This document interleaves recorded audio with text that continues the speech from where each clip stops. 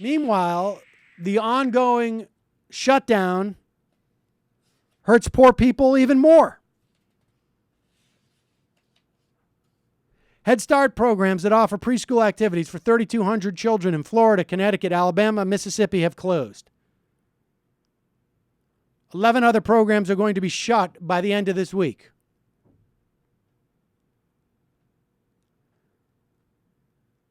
"23 programs serving almost 19,000 children were to be funded on October 1st. Those are the centers that have closed or are in immediate jeopardy." So you're going to have 20,000 kids who are going to have nowhere to go during the mornings. Presumably their parents are working at low-wage jobs. They're going to have to find daycare. They're going to have to pay for it. That's going to drop them deeper into poverty. They may or may not be eligible for Medicare in their states. This is just a huge disaster. The Supplemental Nutrition Program for Women, Infants, and Children, known as WIC, provides vouchers for infant formula and food to low-income families with young children. Programs that received their funding earlier in the year will be okay for a while. Others are going to have no funding. In Utah, most WIC clinics closed this week. TANF, no new TANF money. That's temporary assistance for needy families. Some states will be able to use money already in their accounts. Some states will not. In Arizona, the state stopped sending benefit checks to new or renewing families on Wednesday. 5,100 families lost assistance, which averages $207 a month.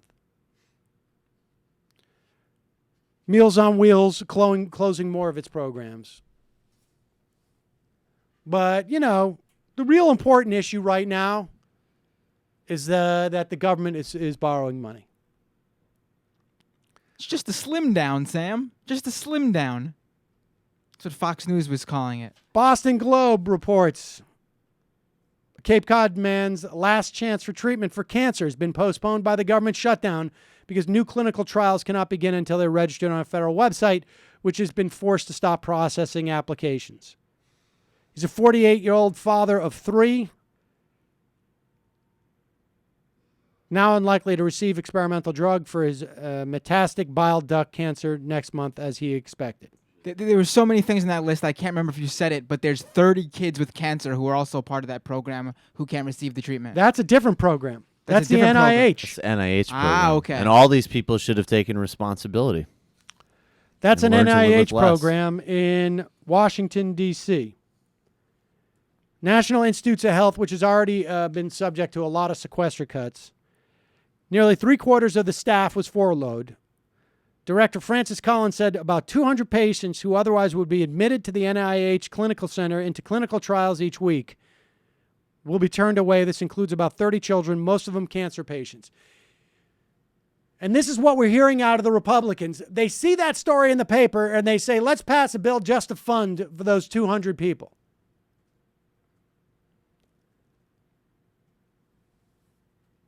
And then they try and claim at a press conference that Harry Reid says, who cares about them? And they do so by omitting a line that came before Harry Reid said this. Not even just that, though. Out of all these things that are closed down, that whole list you read, what's the one thing you're hearing them talk about? Here's the plan for the Republicans to fund the government.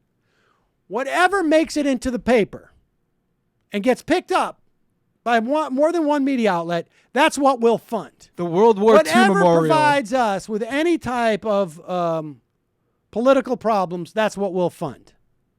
In general, poor people, we're not terribly concerned. As long as we remove the sequester on the FAA, wealthy people and media people who travel in planes have the ability to get on a plane in the proper amount of time, we're okay. But if something comes up, that's what we'll fund. It's a joke. It's an absolute joke. And they are now rolling this in to the debt ceiling negotiations. This is where we're headed. I suggested as much the other day. I think we're going to be in a government shutdown for 2 more weeks, ladies and gentlemen. or leading up to it.